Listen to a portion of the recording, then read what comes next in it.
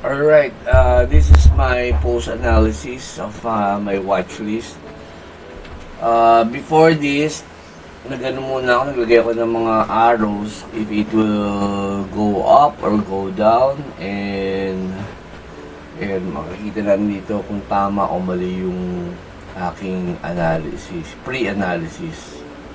Okay, at saka titignan din natin yung post-analysis natin dito kung paano yung tinakbo nung stocks within the day. And we're using 30-minute chart and 15-minute time frame. Okay, so the yellow line is the 21 EMA. Okay, and then naglalagay tayo ng itong mga guhit para for potential breakout nangyari dito. Ito, naglagay ako dito Then, nautog dito. Resistance, then nag-breakout siya, nagtuloy-tuloy. This is also to strengthen my conviction on breakouts. Okay. So, yan. Itong CWEN. Okay, let's start with an AMH. From top to bottom tayo. Okay, what time? AMH.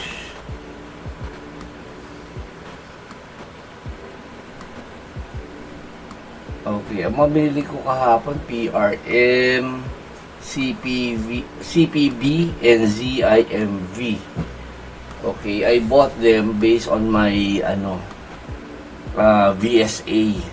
VSA is volume spread analysis. Volume spread analysis. So, eto dito binili, But, dito binili kasi the price closed below EMA 21. In spite of the price have high volume, Hindi siya binili. But what happened? The following day, boom, momentum candle. So, ang usapan dito is yan. Ito 15 minute. Ang usapan dito, this will be the breakout candle. Okay, this will be the setup candle. And this will be a signal candle. So, ito dapat bumili ako dito. Kung tatanungin mo masyado na late, kita mo naman kahit late siya, laki ng tinaas. Ako dito na ako bumili, dito. Umangat pa siya ng 2.56%. So, pwede pa din. Okay. But hindi ko siya nakita kasi I'm busy, nagbabantay nung tatlo kong binili. Okay, pero yan, pwede yan.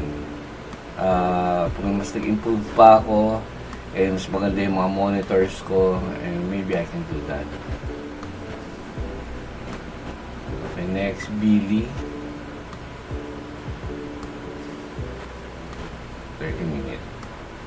Yan, dito sa Billy, sabi ko tataas siya kasi yung August 6, yan. Price is slightly above EMA 21. Ito nga dapat naglagay ako dito ng yung parang breakout level.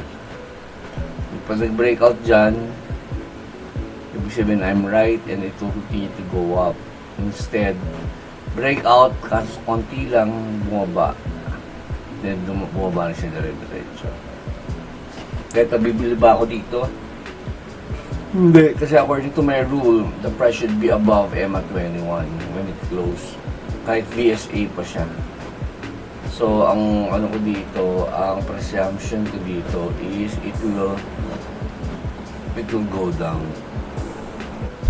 Okay, CPB, ito binili ko to. But, nag-cut na ako nung 49.49 siya. which is dito. Ito dito. So, ito good job ako dito, no? Dahil na-maximize ko siya. Kasi naglagay ako ng line dito eh. Sabi ko, pag bumaba pa siya dito, nag-auto cut loss na siya. And which, tama naman ginawa ko. And bumaba na siya dire-diretso dito. Okay, so I need to be more consistent in doing that. Okay, para ma-hit yung mga goals ko. Okay, ito tama yung aking prediction na bababa siya. And it went down. August 6.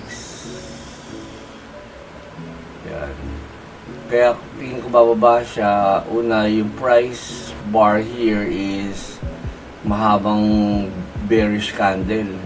Diba sabi natin, dapat itong candle na to, kung bearish man siya, dapat shrinking candle.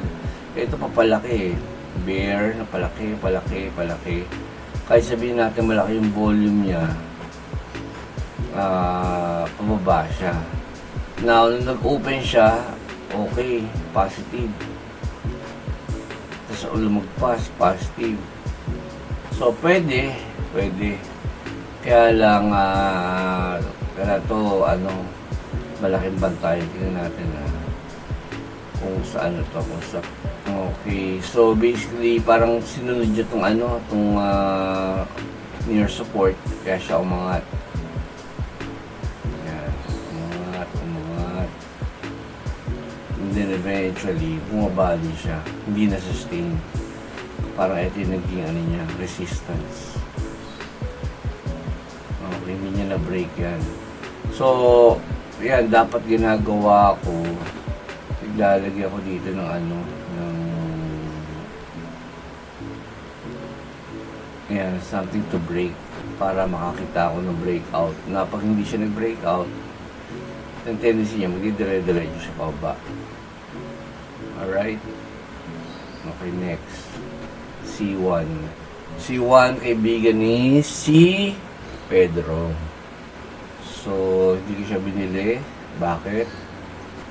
Again, kahit mataas yung volume niya, papataas, and yung price pababa. Di ba parang parang convergence. So, dapat umangat siya, no? Pero hindi ko siya binili dahil nga below EMA 21. Stick to the rules, guys. Ganun, guys, dapat nagkakaroon din kayo ng rules, and you have to obey your rules. Yun ang kagandahan nito. And you're not following somebody else's rules. Okay, so here, ganun din. Tingin ko, bababa din yan. Diretso na yung pababa. Kahit sabihin natin malakas yung volume dito. Okay, so malalaman natin yan later kung tama tayo. Today is August 8. Okay, so malalaman natin mamaya kung tama tayo o mali. Now, it's 7:32 a.m.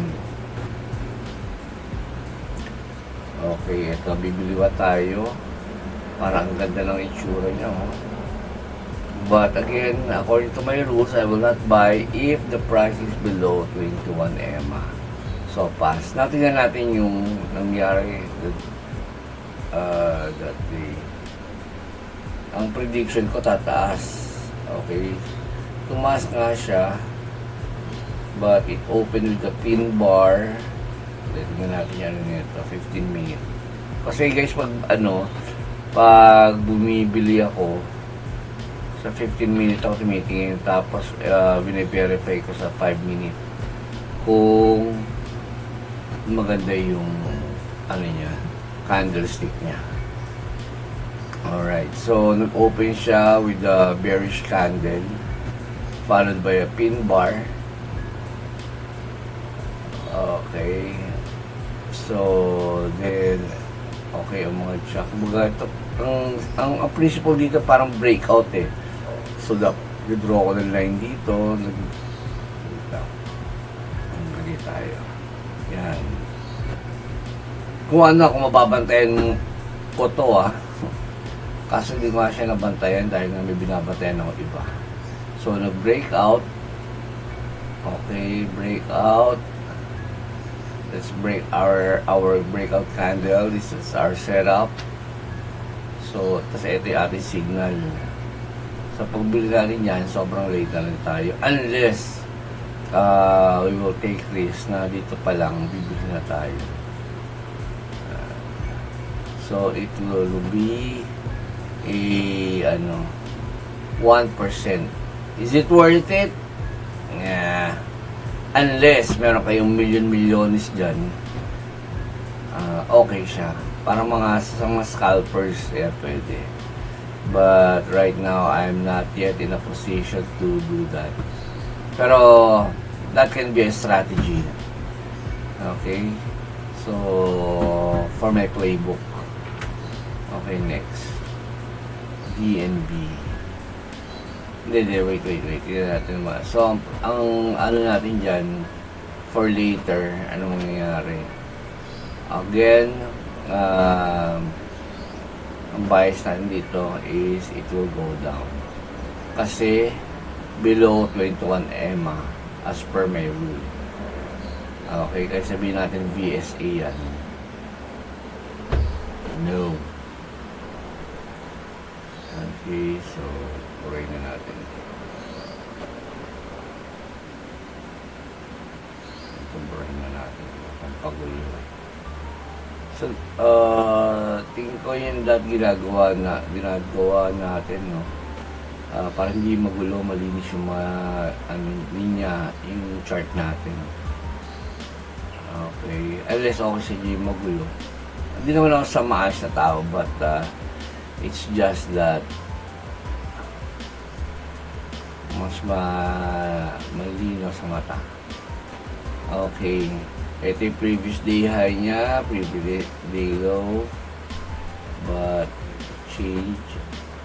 Nga pala, ito nagpa-plot din ako ng ganito, yung previous day high, previous day low, para alam natin kung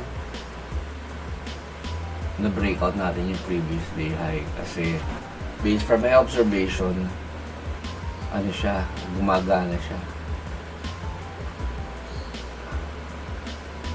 Pag na-break niya yun, at saka sana pag nag-gap up siya, masabi natin na pag the price gap up higher than the previous day high,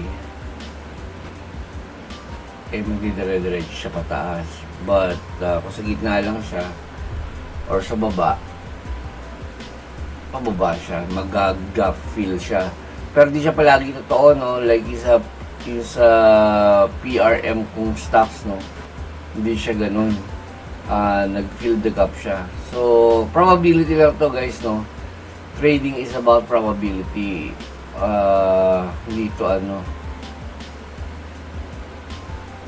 this is not a prediction game, but it's a probability game. Okay.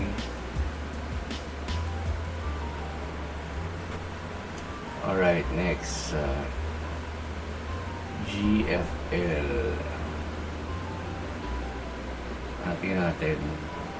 Okay, ito mahaba yung momentum bear candle, small volume.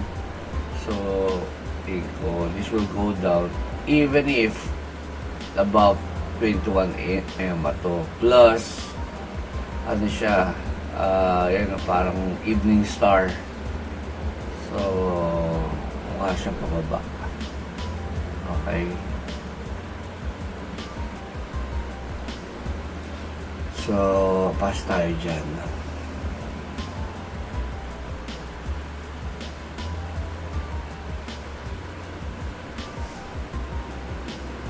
Ito, pass tayo. And you know why.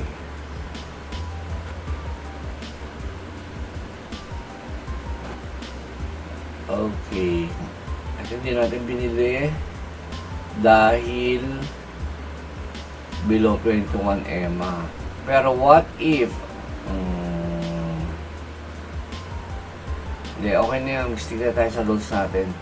Mukha siya nakakainayang kung maglalagay tayo kunyari ng andito 50 EMA pasok to sigurado. But hindi na. Let's keep it simple. Di ba alam niyo yung KISS? Keep it simple, stupid. So, okay, eto. Ang naging bias ko dito, tataas. Tingnan natin ba. Tumas naman siya ng opening, no? Tumas siya ng opening. Pero, nauntog siya dito sa ano.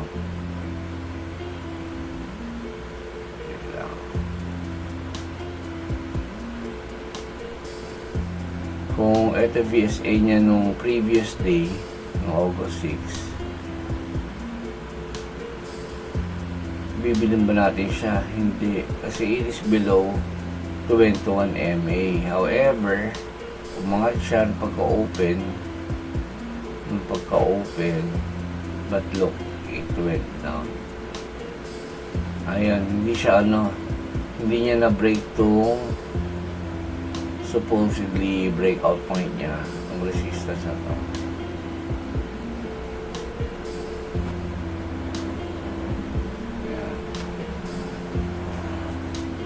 Hindi niya na-break to, so kaya siya bumaba. Okay. So yung thesis natin, once it breaks out and then nagpakita ng setup candle and signal candle with volume, then it will go up. It will continue to go up. Okay. Wait. Anong natin dito? Ano ito pababa? For today, no? For today, August 7. Ay, August 8. Pababa. Why? It is because the price closed below 21 MA. I may be wrong, but I may be right.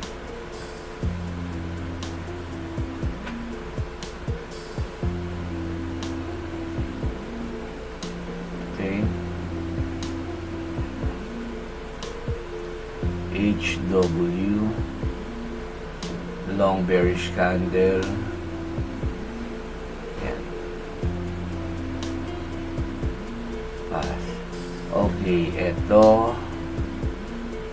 Hindi ko siya binili, even though ang laki ng volume. And then above 21 EMA with long bearish candle. Nag-open siya, umangat nga siya. Ilang percent ba yun natin?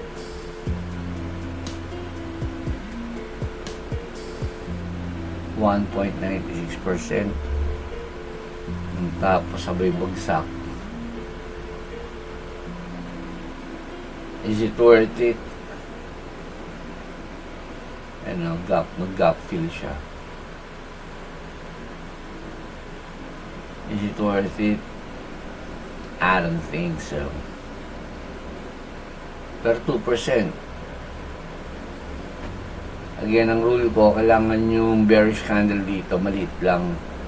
Habang ganito kalaki yung yung volume niya. Okay? So, today, ganun na naman din. Pwede siya mag-bounce dito sa line na to. But, it is below my 21 EMA. So, pass tayo dyan. Guys, ang strategy ko basically, breakout, tsaka pullback. Yung pullback sa akin is yung nasa uptrend siya. Okay. Okay, in this case, dito pwede mag-pullbacks strategy dyan. Pero pag dito, bumabara dito, nag-create na siya ng ito yung high, lower high, hindi na tayo poporma dyan. Di pa naman sagad-sagad na sobrang low, no?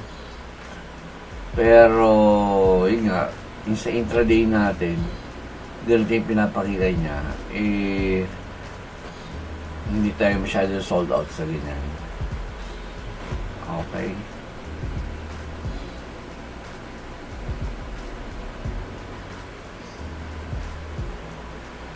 Last.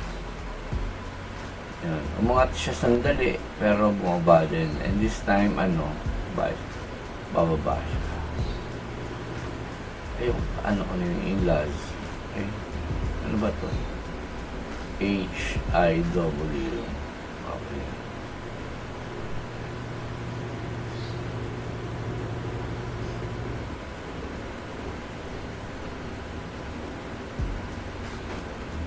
Okay, so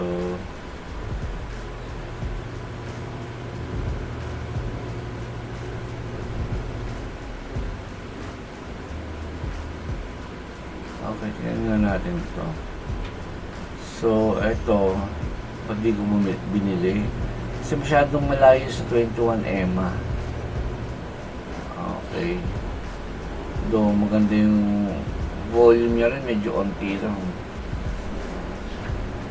Okay, so nag-gap up. Magkachamba eh. Boom, bumaba din.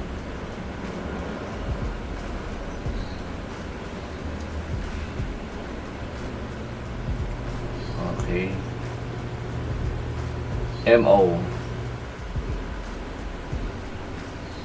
Oh, mali ako dito. Tumaas siya. Okay. Hindi ko siya binili kasi ang haba ng bearish candle. Tapos, yung volume niya, hindi naman times 3 or times 5 the average volume. So, okay now, kung gumawa ako dito ng resistance, nag-breakout siya, mahabang candle, kung nag-aantay pa tayo ng setup candle, signal candle, wala na, late na tayo. So, next time, kaso high risk pa din nila, wala namang volume, oh.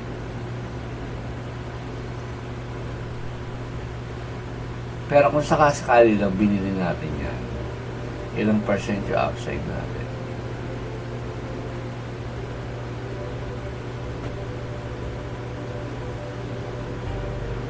Less than 1%.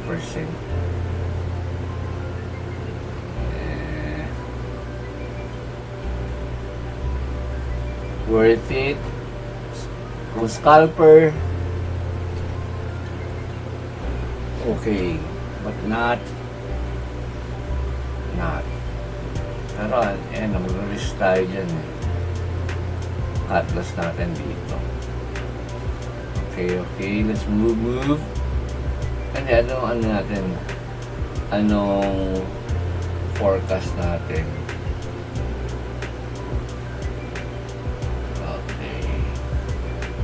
Okay, again, as traders, we do not predict, we react. Now, ba tayo nagpo-forecast? Di ba para tayo nagpe-predict din nun? Ito naman, yung we are working on our efficiency on reading the charts. Kung tama ba yung basa natin. Because, also, ang kailangan bantayan natin yung win rate natin in selecting stocks to buy, no? Ayun. So, usually pag bibili tayo, tumitingin tayo ng previous price movement niya. And, ayun. Para yung win rate natin tumaas. So, tumitingin natin efficiency natin. Kasi kung di natin titignan to, at sige lang tayo na react, madami tayong mamimiss ng mga opportunities. So, maganda din yung mataas, increase natin yung win rate natin, and then increase natin yung edge natin. Edge is yung kita natin sa bawat trade. So, ang in-score naman doon yung trade management naman natin. Una, yung pag-select ng stocks to buy. Pangalawa, yung trade management natin, yung how much we manage the trade. How much we earn in that particular trade. Okay? So, hindi tayo pwede tutulog-tulog pagkabili, tutulog na, good luck. Hindi ganon. Pero, kung gusto nyo ganon, pa pwede. But, ako, wino-workout ko yung aking discipline. Di ba, F1 trader nga tayo eh. F1 trader ba, kakarera, tapos matutulog pag nag-pit stop. Di ba, hindi ganon. Pero, sa totoo lang ako, natutulog ako. Kasi nga, para mag-efficient ako maghanap ng stocks to buy for the following day. Because right now, wala pa tayong 25,000 to trade. And only if you have that 25,000 is the time na pwede tayo mag-day trade. What we're doing right now is BTST. Buy today, sell tomorrow. Okay, so kung maliit pala yung account nyo, watch these videos and to learn how to deal with what we have. Okay. Work with what we have. Okay, ito hindi natin ito bibili kasi pa-downtrend na nga siya. So, pass tayo dyan. Okay, so dapat tanggalin ko na ito sa sa aking watch list. Later, pag tinignan natin yung bigger picture niya, kasi baka mami pullback lang yun eh. But tignan na, sige, tignan natin ngayon. Kung sa daily,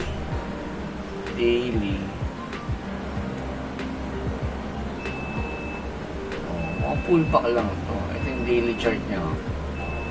So, nagano siya, accumulate dito, then it went up. So, pwede.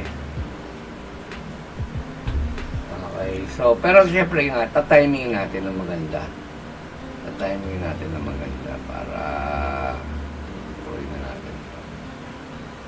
Tatiming natin ng maganda. Kumbaga sa daily, medyo maganda na yung pullback niya. Tatiming na lang natin dito sa intraday.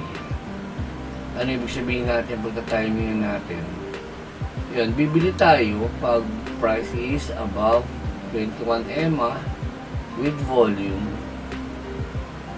Okay, so kasi baka bumaba pa kasi. So, isa pang principle natin dito is low risk, high reward. So, dito pag ganyan, antayin natin mas magandang mas clear. Halimbawa, ganito, hindi mo pullback siya. O, tapos pakita na siya ng bearish candle. Ay, bullish candle. Diba, bumaba. Tapos, umangat dito. Tapos, eto, bullish candle. Kaya, pwede tayo bumili dyan. Ayan, umangat. Diba? Kasi sa ganito, pababa siya. Tinry niya umangat, pero I think nauntog siya dito sa 21 EMA. Bakit? Kasi may mga buyers na may traders or participants, market participants na pag tumatama dito sa EMA 21, di sila bibili kasi they look at this as resistance. So, unless may mga nagbilihan na dito above 21 EMA, doon tayo sasakay. Gets? Okay, ano ko dito? Forecast. Ano ba yan? Okay, so later on, we will check. Okay. Ito. Ayan, ganun din. Hindi tayo excited.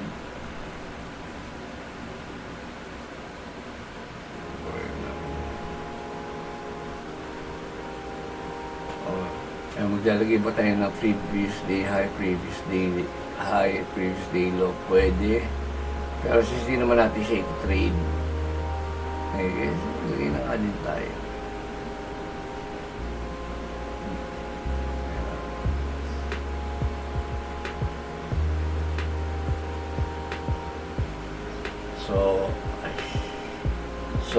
pag ano siya, pag nag-breakout dito sa line na to, okay, pwede tayo bumili.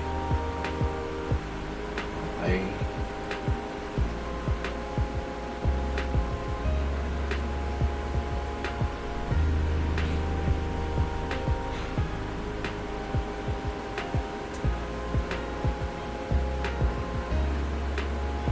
Okay, POR. Babang-baba na siya.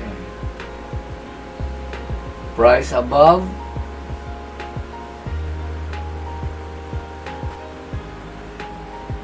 Try na nga natin natin drawing para malinis. Remove drawings. Yan. So, tingnan, previous day high and low.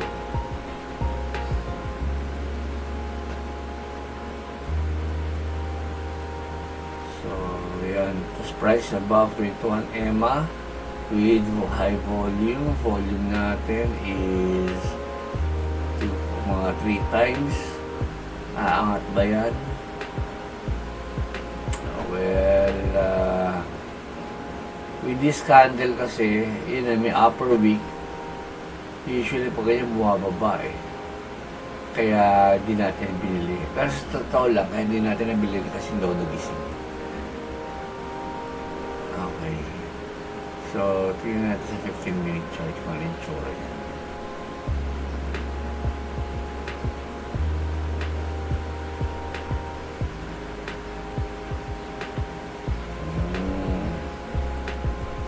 Sa 15-minute chart, papataas siya. Kasi nga may rejection nga siya dito. No?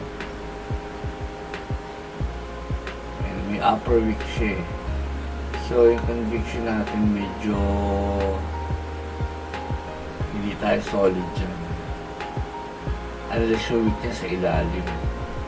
But here, ito, upper weak pero tumaas. So, ito pwede rin mangyari sa kanya. Siguro mga upper weak. Ito, mga upper weak.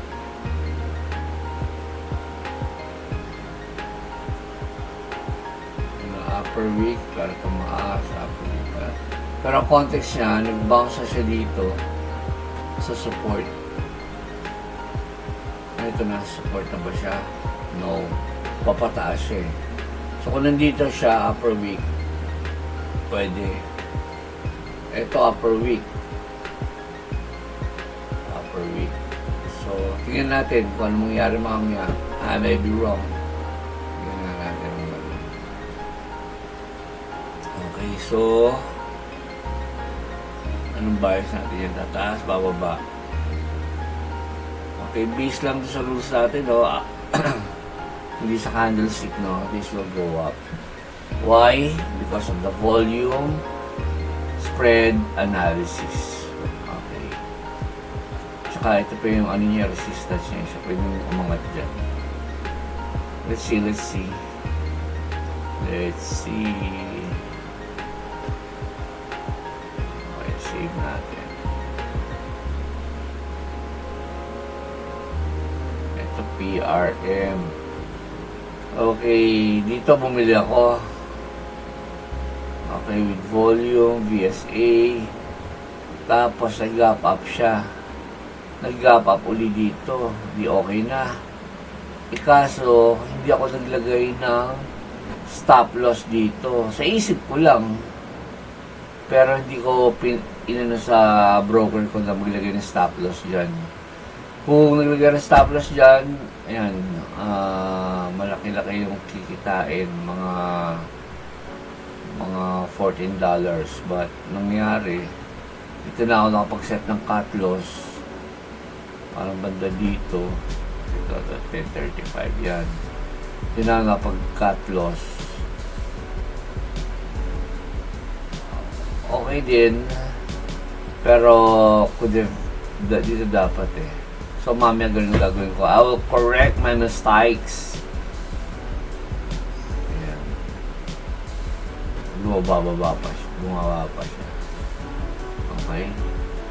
So yun guys, it's very important to set your stop loss. Okay, para ma-secure na natin yung profit natin.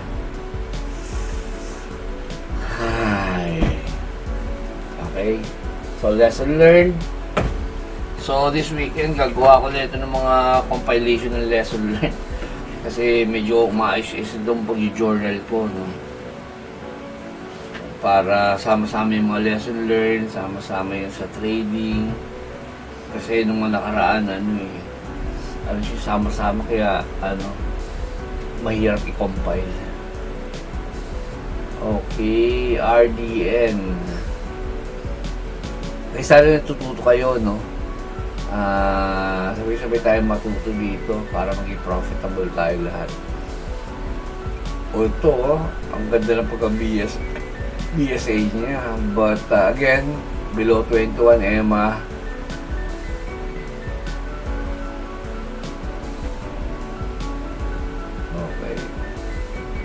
Okay, kung nag-short ako, mag-sell ba ako dito? I think so. Ayan, o. Kasi, okay, ito, meron siyang previous support, turn resistance. Okay. Tapos, nasa downtrend pa siya. Kaya, yan, good for, it's a good selling opportunity. Okay. Ayan, nakita na daily. Pababa na siya eh. Unless, mag-bounce siya. Okay? Tamo. Hindi pa siya ibebenta. So, yun guys, kailangan talaga multi-time frame ang tinginan para yung conviction natin solid. Just like in this case, kala natin pababa na siya. But, nandito pala sa previous resistance turn support, baka matibay ito, baka magbabounce lang yun dyan. Yan. Kaya hindi natin siya nilalabas pa sa sa ating watch list kasi it could be, but pag tinagos niya yan, dumire-diretso yan, kaya eto binigay niya itong isa pang resistance dito.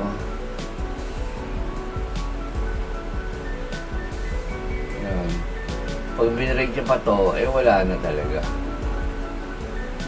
For to short sellers na to. Okay. So, yun.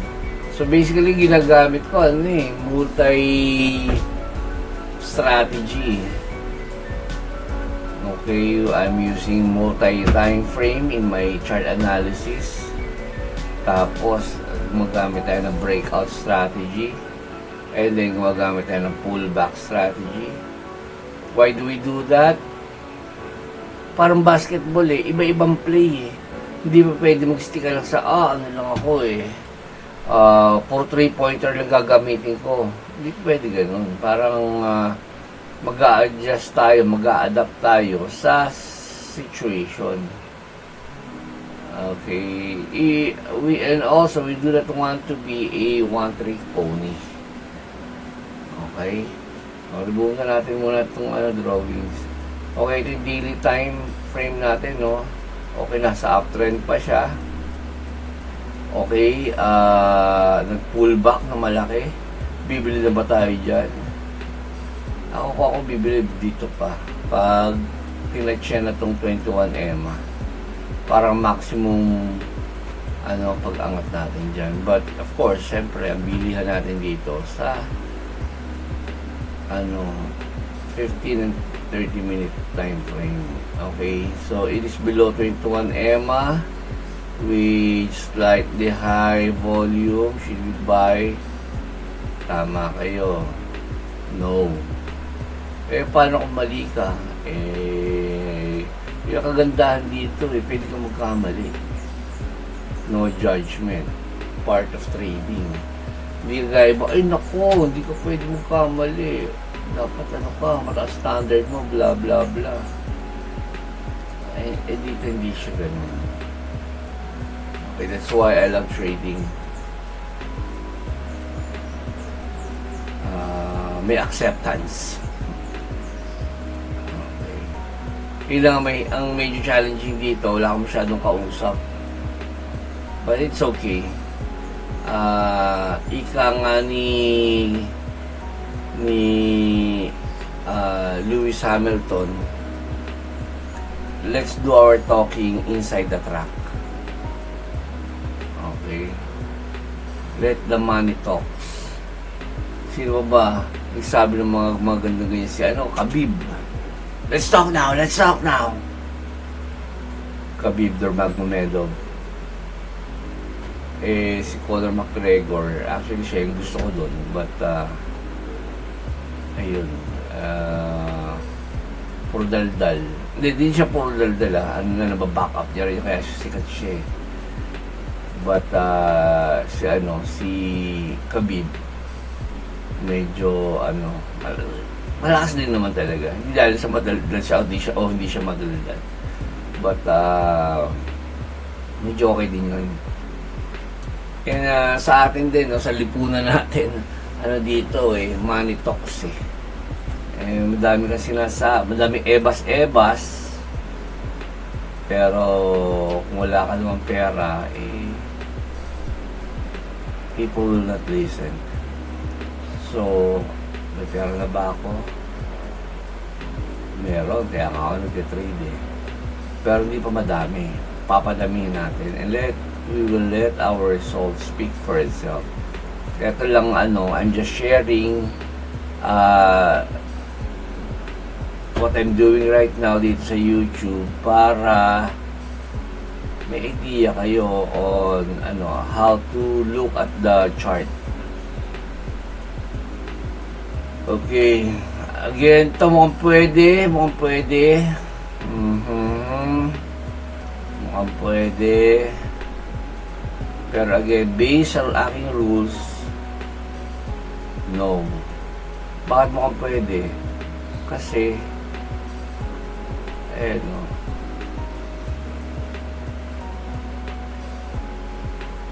yan yung previous resistance turn support.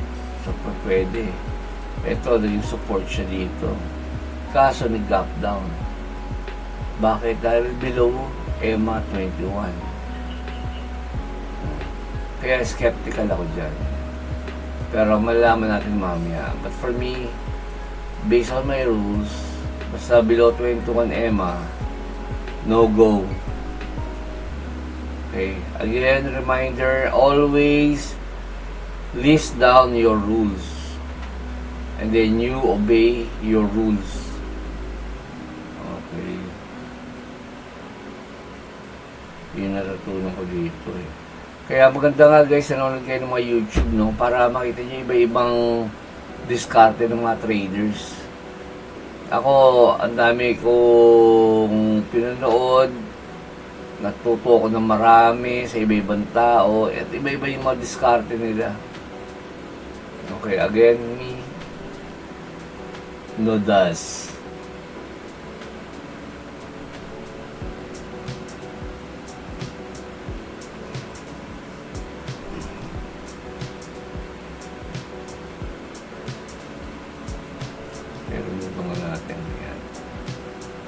So, gawa lang tayo ng bagong previous day high. Previous day low. Okay. Tapos below EMA. Okay. So, kagaya nito, no, kung nagbe-base tayo sa yung mga candlestick lang, no. Kagaya nito, morning star. Diba? Pag may mga traders pag ganyan, bumibili na agad kasi ang bias is it will go up.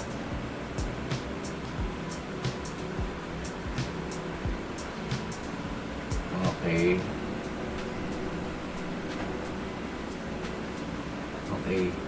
Ayan, morning star.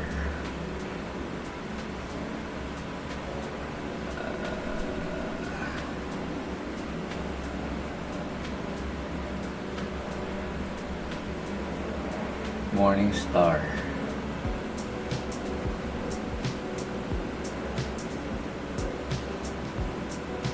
Pero, anong nangyari? Bearish candle sumunod.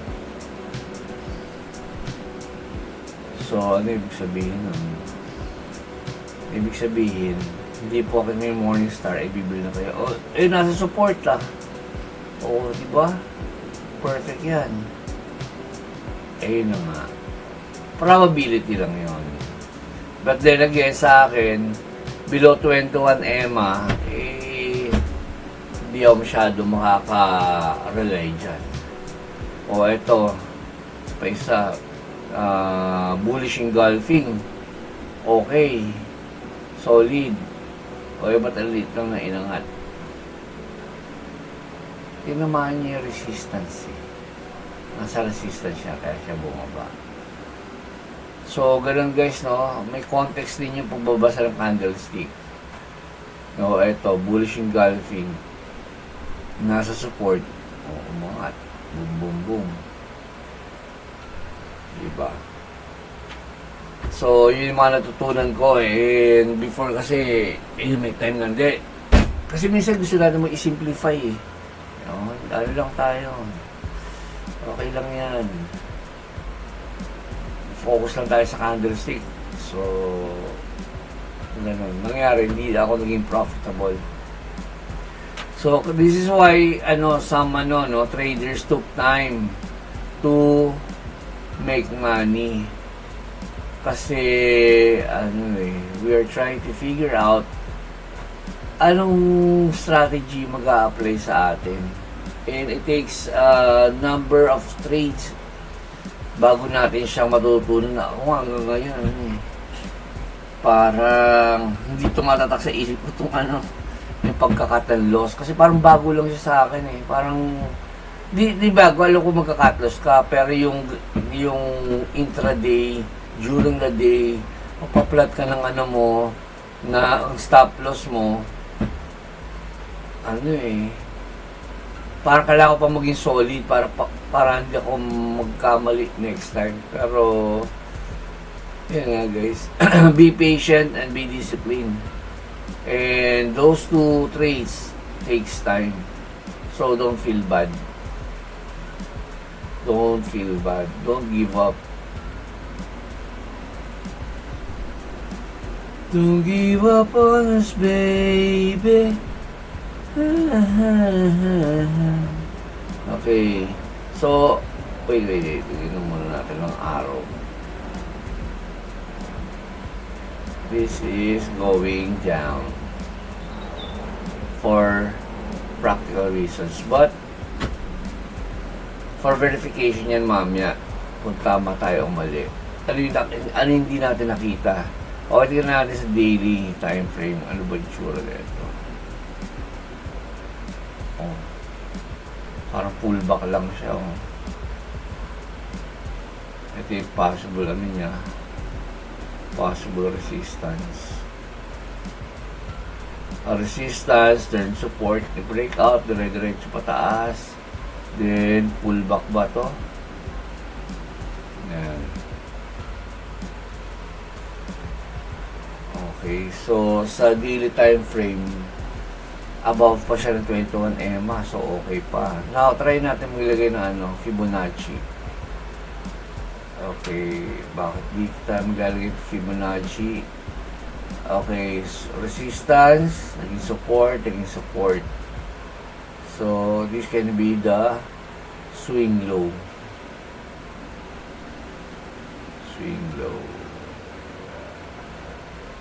This is swing high.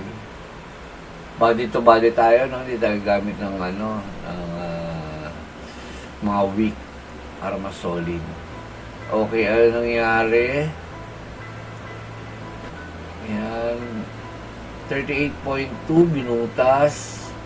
50% EMA.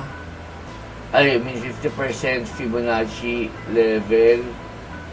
Kaya nag-bounce siya.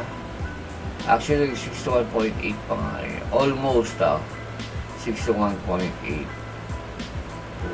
Kung saan nga nasa ilalagay, tingnan natin. Yun, mas malinaw.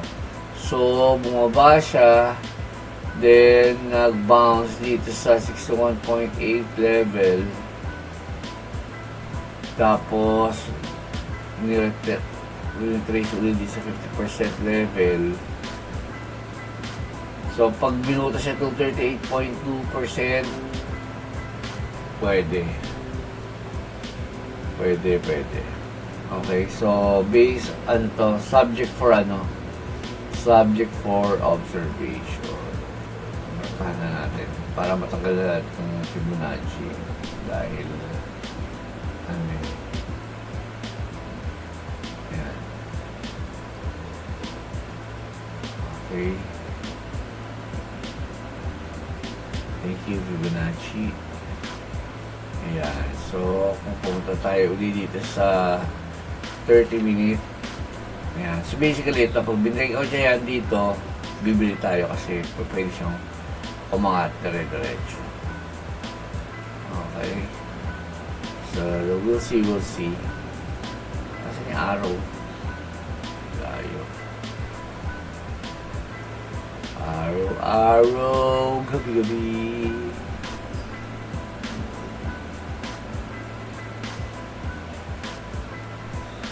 Asawa ni Marie, walang panty. Alam niyo guys, asawa ni Marie, wala talagang panty yun, lalaki yun. Diba? Ang kakapanty, si Dante. Okay, next. Okay, save na natin muna para sure. Okay. Ito din, tingnan natin si daily.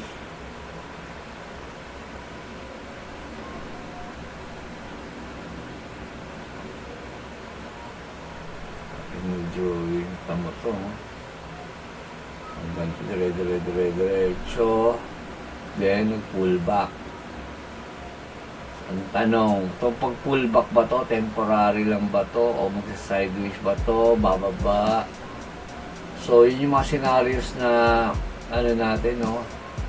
We should always keep in mind. Pwede siyang umangat. Pwede siyang mag-sideways.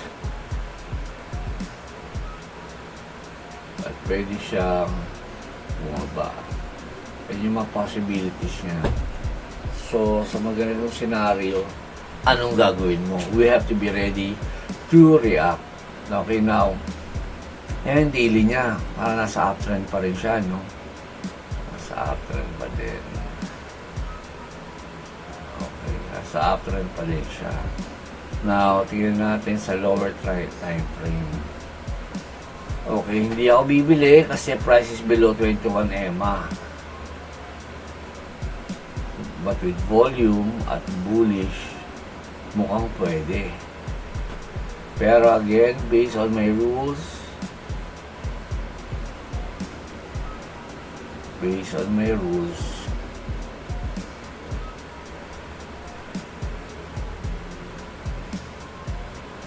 pass. Pero tignan mo, para siyang sa daily naman natin.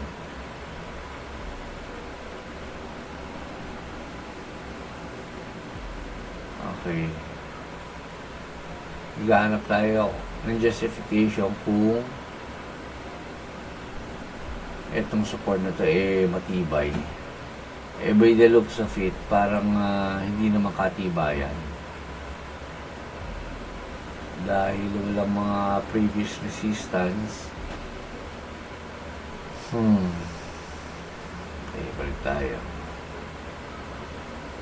Pwede siyang morning star, di ba? Tignan natin ang guhit ko. And then, analyze natin later. Kung tama tayo o mali. So, by the looks of it, it will go down.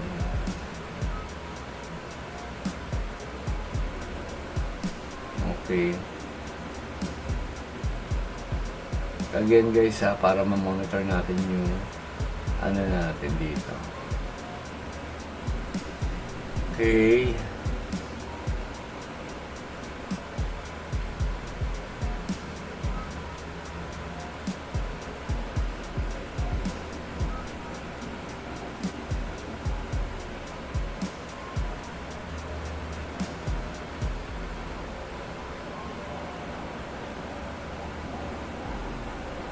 May pass tayo dito.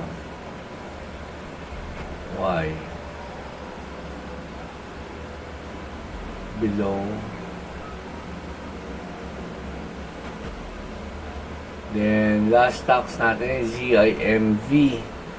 Ito guys, binenta ko to. Grabe naman.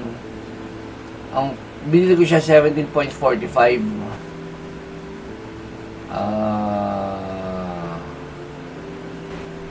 17.45. Ngayon na 17.14 ko siya binili. Ang cut loss ko is 16.90. Nag-cut loss ako ng 16.79. Okay. I'm so wrong. Kung nag-hold ako, ang ano ko lang, ang talo ko lang is ano lang dapat 11.11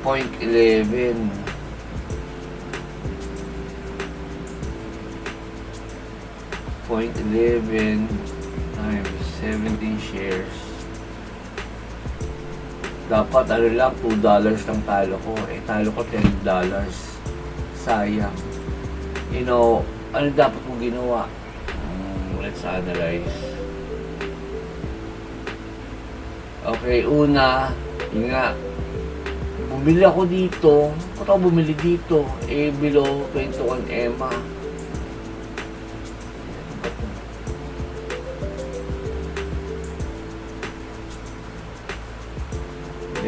Dito tayo bumili.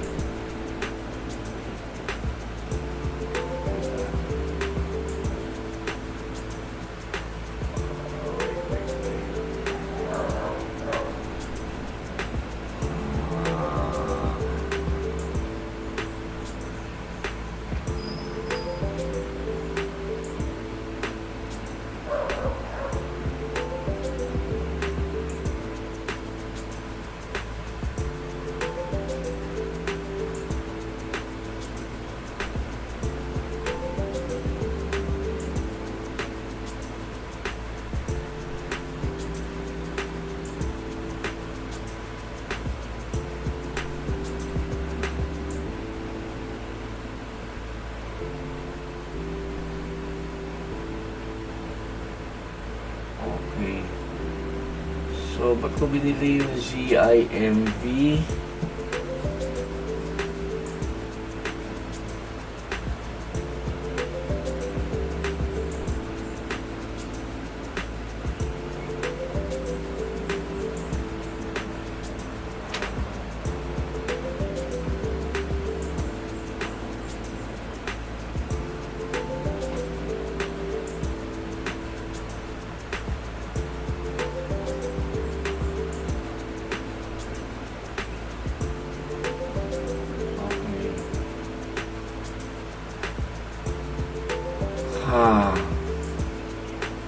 Ba't ko binili CIMB?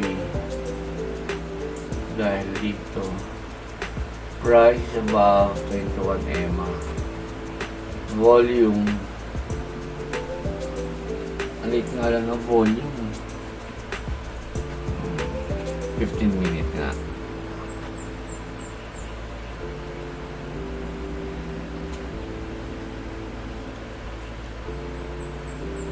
Okay, sa 15 minutes wala ko ng volume times 4, tapos andito siya. Pero guys, kita nyo yung wick niya nasa ibabaw. Ano nangyari? Nag-open siya pababa, pababa, pababa. Okay, nung nag-open siya, bumaba siya, inisip ko na magbabangos pa siya sa 21 EMA. Okay, din umangat siya dito, umangat. Dapat nung umangat ako dito, 17.14. Yun yung amount na binili ko siya. Binenta ko na siya. Or, what I could have done is nag-set na ako ng ayan, 17.04 dapat na stop loss.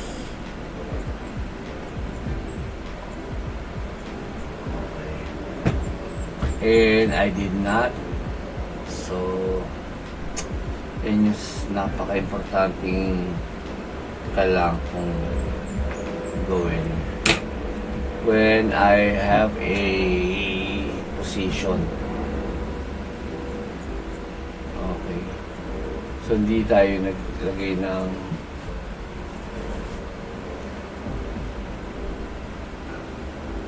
ito gagawin natin.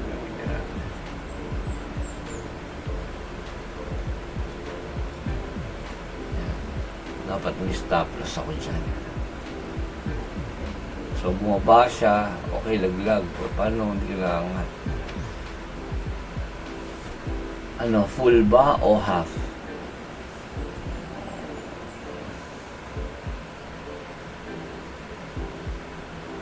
Pwedeng half. Ang kagaya na naka-recover pa iba. Okay, ito kasi nagpanik ako, nagbenta na ako agad eh. Dito pa nga ako. Benta 16.79.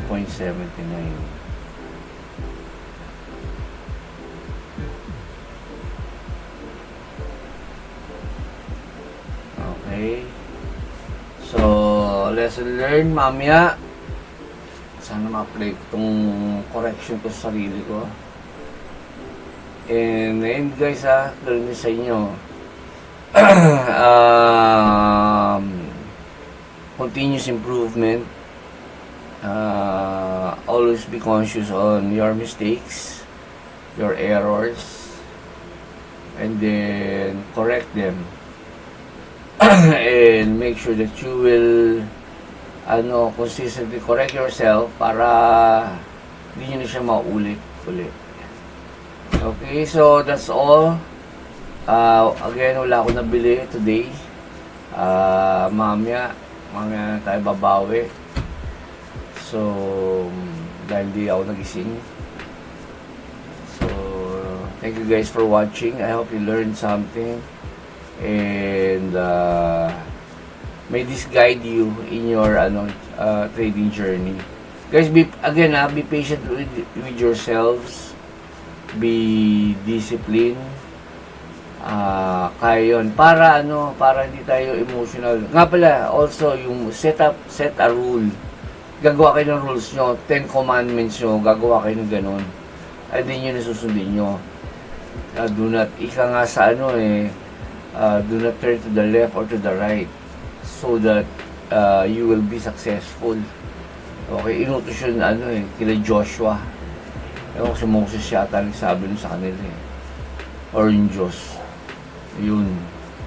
Kaya, to be successful guys, you create your rules, obey it, and then kung medyo, pag tinesting nyo, medyo may konting tweaks na kailangan gawin, do it. Parang Formula 1 na kotse, parang adjust, may mga pinapaltang parts, may mga ina-amend. Okay, para maging powerful yung kotse nila. Okay, this is your F1 trader. Al Palayo. May the profits be with you. Bye.